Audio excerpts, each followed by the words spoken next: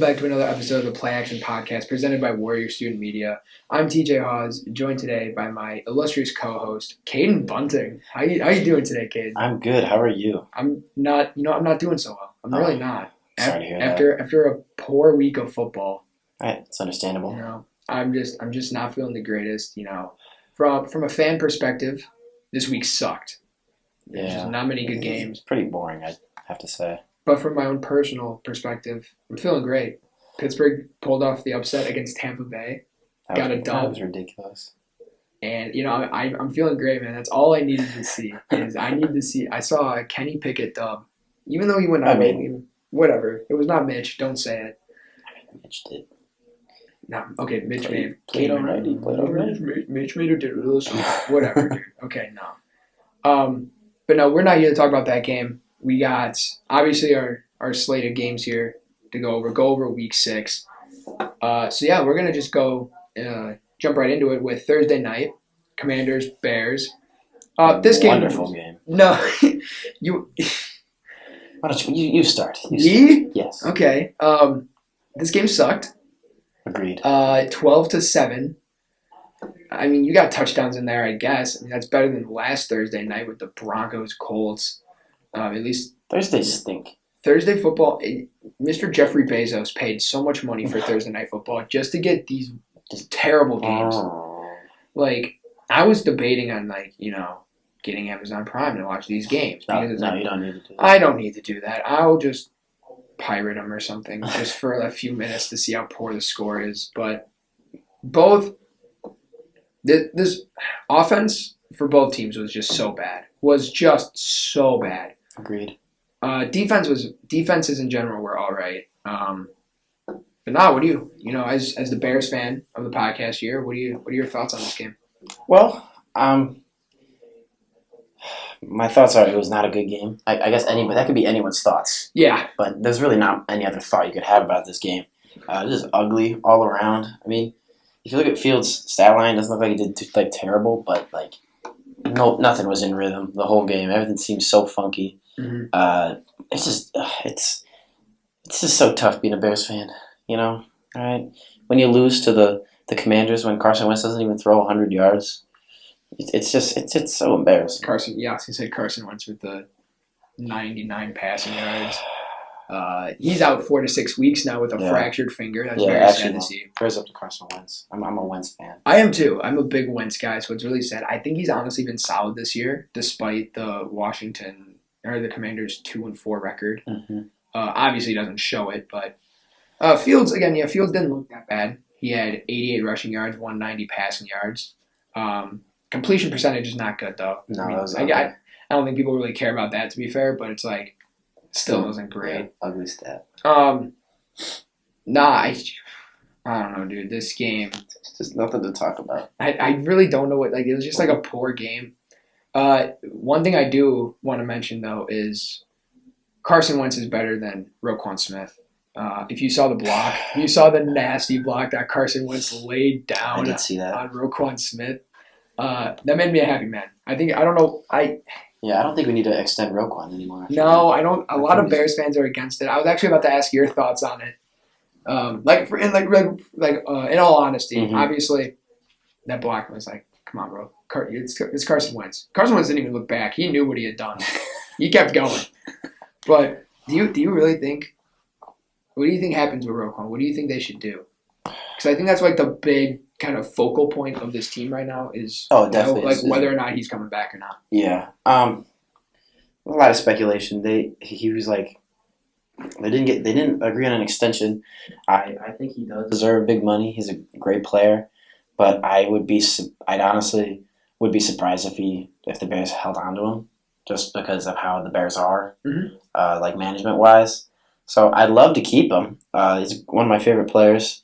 It's really fun to watch, and he's a leader out there for this defense. But I would not be surprised if he walks. Honestly, I think he's a great linebacker as well. His entire career has shown it. This is the worst start he's ever had. Yeah, I think a big part of it is scheme. I think he just doesn't fit what Eberflus wants in a linebacker. You got a guy like Darius Leonard who Eberflus was using back in Indy for the past few years, and he made him look great.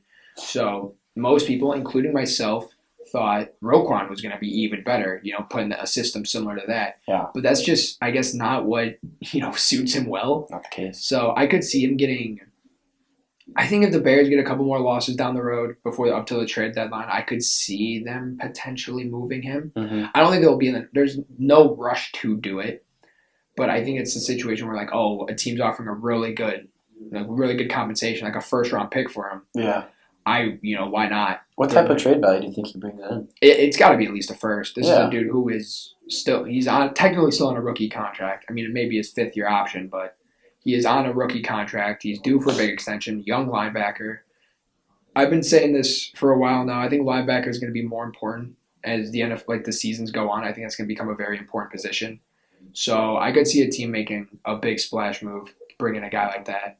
A team that's kind of up there, but needs someone else. Like the Ravens, I think would be a great. Ravens linebackers aren't that good, so I think bringing a guy like that to really bulk up that defense would teams in that boat where linebacker is the one key piece missing. I'd be willing to give up a first for him. Pittsburgh, I would be okay with Pittsburgh giving up Pittsburgh gives up a third round pick and Devin Bush. I do like Devin Bush, but I'd be more than okay with that. I'd love that, but it's gonna hurt. Yeah, I know. It's gonna hurt to see him go because he's. I'd say there's an 80% chance he's gone. I don't know if it'll hurt much more than it hurt watching this game all the way through. So yeah, you're right. No, this was just a terrible game, but there's just not much, other than the big thing is the Carson Wentz injury. But nothing really comes out of this game in my eyes. Taylor Heineke, though. It should be Sam Howell. It should be Sam Howell. He's not starting. Think about that. Sam Howell or Taylor Heineke. It should be Sam Howell starting. He's the rookie. They need to give him the starts. This isn't a good team. I love Heineke. Don't get me wrong. Don't give me that look. I'm crossing my arms. His arms are officially crossed. He is not in a good mood right now. He's mad. I love Taylor Heineke. I do too, but realistically, am I a Commanders fan? Why do I like all the other players? I tend to do that. I like a lot of players from a lot of teams. Anyways, but Taylor Heineke season. That's all I'll say. I like Heineke, but realistically, it should be the rookie Sam Howell starting in my eyes. Let's move into a game that actually. Well, it was actually a good one. That's the Ravens-Giants. I said it, kind of, that I was close. I was close to picking them. Yes, I didn't. You did say that. I'm not upset that I didn't. But this is another reason that being a Steelers fan was great this weekend. Watching the Ravens lose to the Giants. But, I'm going to ask you first, just before we go through anything else. Do you think the Giants are legit? It's an interesting question. They're 5-1 now. Who would have thought? Let's take a look at their schedule. Who have they played this year? I got it now. I don't think they've played many great teams as of now. They obviously beat Green Bay and Baltimore back-to-back weeks. Yeah, that's pretty impressive. Which, though, I think Green Bay wasn't a great team at all. No, they've been average this year, so I didn't want to take that and run with it. But Baltimore, I'm willing to take and run with. I mean, that is I get they're also 3-3, but I feel like they're a lot better 3-3. Mm-hmm. Before this week, their two losses were game-winning stuff. Yeah. So I mean, this one wasn't. Lamar sold this game with a pick and fumble on back-to-back drives to end the game. Lamar sucks. Washed. Yeah. No. We totally didn't call him MVP. I definitely didn't do that. No, I don't. It's unfortunate for the Ravens. They just choked really badly this year. Yeah, pretty much. Their first two losses, they were down in those games a total of 14 seconds. Yeah. Not this one. They were losing for longer than that, but they were last second field goals against them. This is still a good team, but the Giants, man, I think Go ahead. They could sneak a wild card spot in my eyes. As the way they're playing right now, give Brian Dable Coach of the Year now. Yeah, he's been incredible. The only other guy I'd even consider is Nick Sirianni, considering the Eagles are 6-0. Yeah. but which we'll get into that game later. But Dable just is something else. I mean, he's the quarterback whisperer, it feels like. He makes Daniel Jones look better. The scheme he runs makes all of his receivers look better. Those receivers came off of their 9-to-5 at Pizza Hut to come play for him in like London, and they were winning. You know what I'm saying? Like it's crazy how that works. Yeah. How he just knows the skill set of the guys he's putting out on the field, and he knows what plays to run and when to run them to make this team work. It's incredible. He's carried this roster way higher than they should have ever been. Yeah. Can I propose something to you? Yes. You're proposing to me? In a way. Oh, okay. Sorry. I think the Giants could be 9-1 at some point during the season. You say they win the what games do they have? Jaguars, Seahawks, Texans, Lions. Oh, okay. You know what? You're on to something here. Could you imagine if the New York Giants, they went out against these teams are okay, but the Giants have looked really good this year. Like, I feel like they look better than most of the teams there. Right? Dude, that'd be so funny if the Giants go 9-1. I think it's possible. I mean, it is, and that's what's so funny is like this. I think this shows that teams can really be built off their schedules. Yeah, because you have their schedule pulled up. Who have they played before? Who have they?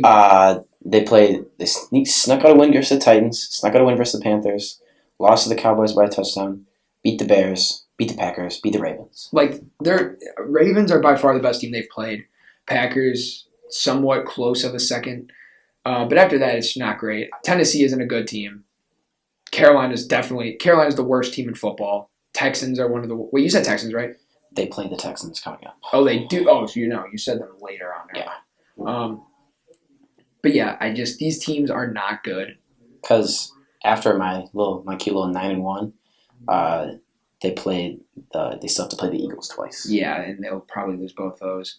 I'm not going to sit here and say they're a legit, like, crazy playoff team, but I think the schedule that they have sets them up to be in a very weak NFC this year. Yeah. They could set themselves up to be like a 6-7 seed. I could really see it. I mean, I think the playoff picture right now for the NFC goes Philly, Minnesota, Tampa Bay, San Francisco are the 4 division winners. And I'm really guessing at this point. I think it goes... I know the Giants are in there, and I know the Falcons are in there. And I think it's not the Seahawks. If you want to look it up, you can. I'm blanking on who else it is. NFC playoff picture. But I know the Giants are in it. Giants are the 5th seed. I think maybe the Packers are in it. Maybe As of right now. You got it pulled up. 1 Philly, 2 Minnesota, 3 Tampa, 4 San Fran, 5 New York Giants, 6 Dallas, 7 Rams. Yeah, that's right. The Rams were 7th. Yeah, so like this playoff picture is crazy, right? The Rams are like fighting for a wild card spot. I said it before, way before the season started. I had them going like 7-10. The Rams. I just want to throw that out there. Not to take that. I'm feeling pretty good on myself. But we're not here to talk about the Rams. We don't care about the Rams right now. I think they were on a bye. No, this week's their bye week. I don't remember. I'm getting off topic. Never mind. But no, I think this Giants team isn't as good as their record shows, but I also think that they're not like a terrible team like people make them out to be. Mm-hmm. But I do want to mention, I think Harbaugh is a bad coach. Okay, maybe not a bad coach, but I think he's on a hot seat right now. He is a professional choke artist. Call him the Baltimore Falcons, please. I just don't like what he's doing right now. I don't know, man. His play calling is just so bizarre. Yeah. He runs a team that he runs the team in like a cocky kind of way where it's like, oh, I know I'm better than you. I can take risks all the time. Yeah, a couple of 2-point conversions. It's crazy. Yeah. I don't know, dude. I don't know if you think the same way, but I feel where you're coming from. I don't like him. I mean, I do like him. I still think he's a top 10 coach or something. He is top 5, but I don't like what he's doing right now. No, I'm happy to see a Giants upset here. For sure. Hate Baltimore, so make me feel good about myself. But now let's get into the game of the week, or one of the games of the week, I should say. Bills Chiefs. again, I mean, we mentioned this before. This is the first time Mahomes has been Underdog. an underdog at home. And, I mean, we said there was good reason for it. And I think the Bills proved themselves. I mean, this is a really good team. Both teams are really good. Lower scoring. I don't know if you watched. Did you watch the Tony Romo? You saw Tony Romo's like that channel, right, where he was commentating the game. I didn't actually see much of this game. I was busy. I apologize. Oh, so you're just a fraud. Sorry, I was busy. No, I'm kidding. I was at a Make-A-Wish event. Oh, sorry. Never mind. I shouldn't have said that. I feel bad now. Don't worry. Hey, it's okay. I get it though. I get it. But early on in the game, it was I think like 3-0, maybe 7-0 Chiefs. 7-0 Chiefs, I think. And Romo like called the score. Yeah, 20. Yeah, I did see that. He was like, these are two defenses that are going to really make you work for it. There's going to be a lot of big time drives, take up a lot of time. And it's going to be like a 24-20 type of game. 24-20 Buffalo. Yeah, man. What did you think about this game? Any big takeaways you got from either team? I feel like I say it like every time the Bills play, but the Bills are just like inevitable. Mm-hmm. That's been like the storyline this season. Yes. And that rang true today, or not today, but that day. Gabe Davis keeps putting up these like wacky stat lines with. Like, I don't get it, dude. With like barely any receptions, but huge yards and a tutty. Yeah, he's always very good against Kansas City. It feels like just hates the state. Well, what in the playoff game he had 4 touchdowns. I think it's like, dude, what are you like? How? I don't know. Hates Kansas City. I guess so, but. My big takeaway from this game is Von Miller had another multiple sack game. I think I'm willing to consider him maybe not the front runner, but top 3 candidate for Defensive Player of the Year right now. Really? One of the most underrated defensive linemen. He's having one of the best starts of a season that probably of his entire career, at least since like 2018. Yeah, I think he's definitely proving that he's still got it, which is awesome to see. I mean, not only is he putting up the sacks, obviously the sacks are what's going to come up on the stat sheet the most, but tons of pressures, constantly causing quarterbacks to get out of the pocket, make plays. He completely bullied Andrew Wiley on the last pick of the game because there was some communication error or whatever, but he completely forced Mahomes out of the pocket, made him throw a bad pass, and Teron Johnson picked it off, sealed the game. That doesn't happen with just any other edge rusher. There aren't many guys who can make plays like that. And I know, again, that won't come up on the stat sheet. It won't. But you just watch the play. He made it happen. Mm-hmm. It's crazy what this man can do. What is he, like 33, I think? He is 33. He has another 5 years on his contract after this. Yeah, Bills gave him big money. I forgot about that. They gave him $20 a year for 6 years. That's big money. I thought it was a terrible contract. I thought it wasn't going to be worth it, but he's proven me wrong. I'm happy for it. This dude's he's insane. He's already got more sacks so far this year than he had all last year. Really? Yeah. I didn't realize that. How many sacks did he have? Is it like 4? He had 5 sacks last year, and he has 6 already this year. Jesus, dude. That's insane. 6 sacks. He's one of the top. He must be one of the leaders then. You want a little side note? You want to know who leads league in sacks right now? Who's Pittsburgh Steelers edge rusher Alex Highsmith. Alex Highsmith? TJ Watt isn't even needed. I'm kidding, TJ Watt. I need you back. But this is the first. This Bucs game was the first game Pittsburgh ever won without TJ Watt since he got in the history of Pittsburgh Steelers. In the history, the first game they've ever won. Yep, the first game the team has ever won was when TJ Watt got drafted. So that's true. That is true. Look that up. Don't look that up. Don't look that up. But no, I want to bring up an interesting point here, and I think the realization clicked for me a little while ago, but I want to just say it. The Mahomes Allen quarterback battle is this generation's Brady and Manning. I don't think I'm not saying those guys are going to be the next 2 greatest quarterbacks of all time. Yeah. But that battle for number 1 quarterback. You don't think that these 2 are battling out for the next generation of the greatest quarterback of all time? No, I meant in general. Brady and Manning are the 2 best quarterbacks in NFL history. Yeah. I'm not sitting here saying Allen and Mahomes are going to surpass those 2 for all time. This generation, yes. Okay. These 2 will easily be the 2 best quarterbacks of this generation, no doubt. But it's like Allen got the best of him today. I mean, obviously winning games is a team thing, but I think Allen outperformed Mahomes. Mahomes had 2 picks this game. Yeah. Did not look the greatest, but I don't know, man. Both teams look solid, but one little mistake can lose you the game, and that's kind of what happened to Kansas City. Yeah. But no, I think this was a really good game. I mean, I projected a very high score. You did too. Not as high as me, but it wasn't as high scoring as we thought. But still a very good game for the games that were happening this week. Not many good ones, but I think we picked pretty well. Honestly, I'm happy with the way we picked games this week. Other than Proud of you, TJ. me. Yeah. This is all you, man. No. Don't start with me. Don't start with me, man. Okay, then move on. All right, we're going to Sunday Night Football, Cowboys versus Eagles. Eagles won again. I mean, obviously, I just said it earlier, 6-0. I really thought Dallas could have upset them, but you know what happened? Cooper Rush became Cooper Rush. Yeah. Brought himself back down to earth. 3 picks. Bad game. I don't know, man. What do you got here? I agree. Eagles defense made Cooper Rush look like Cooper Rush. Jalen Hurts, he had a good game. Like, not like crazy on the stat sheet, but he still played pretty good. And I generally think like the quarterback play from this game killed the Cowboys. Yes. Like definitely. that's obviously the main problem right now with their team, which kind of stinks because the Cowboys are playing so good. Imagine how good they'd be with Dak Prescott. I don't know, man. I think, definitely Dak is going to – people were really considering, like, just keeping Dak benched.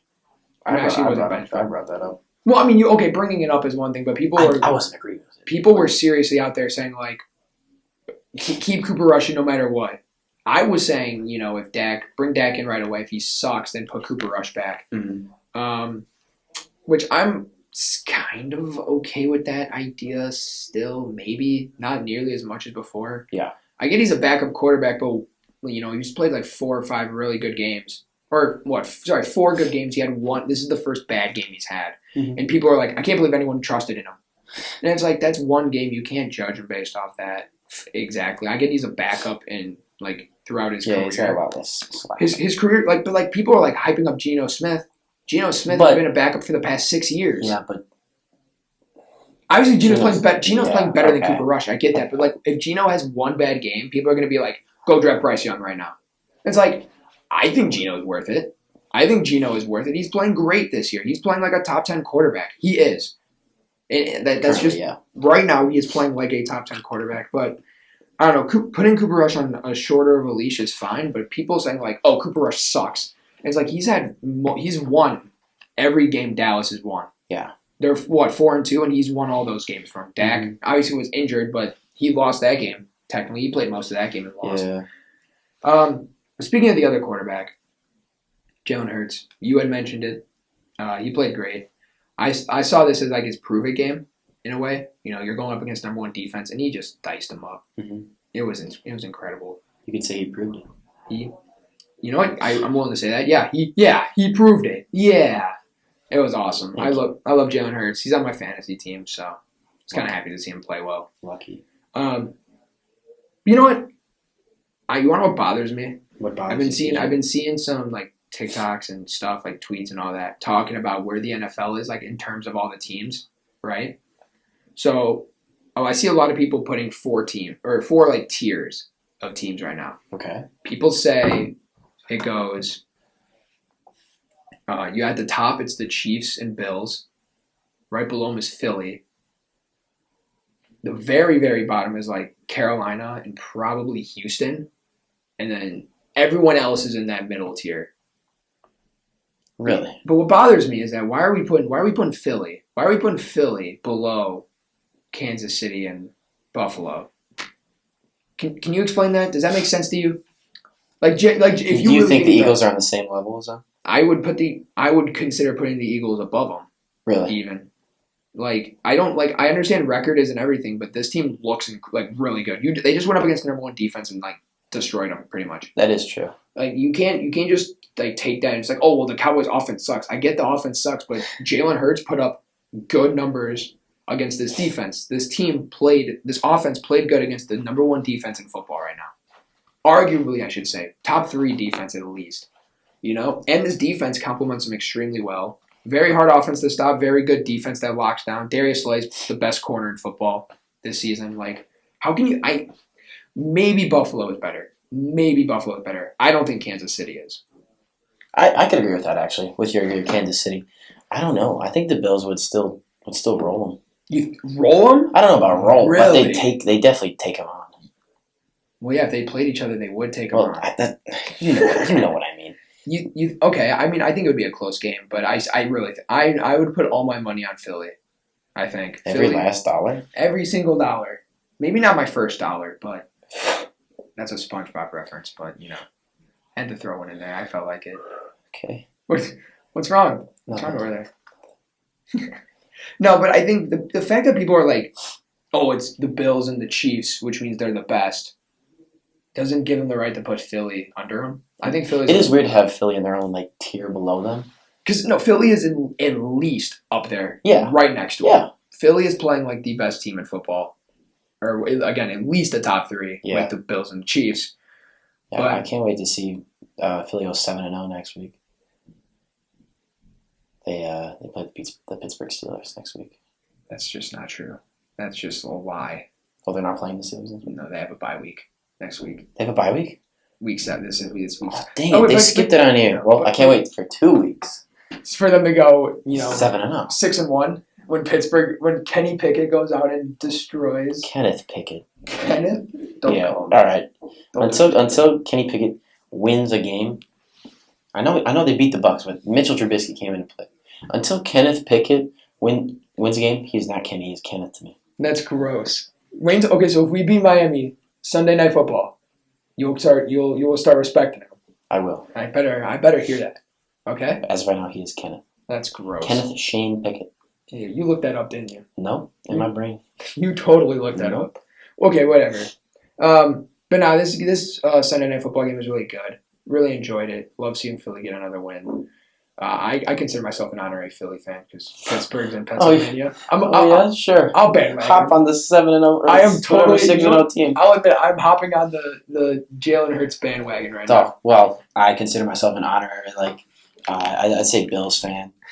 Heck, I guess I'm a Philly fan too. Give me the Giants as well. I respect it, man. I guess I'm all in on. Toss me on the Jets as well, real quick. How about the Jets? Sauce.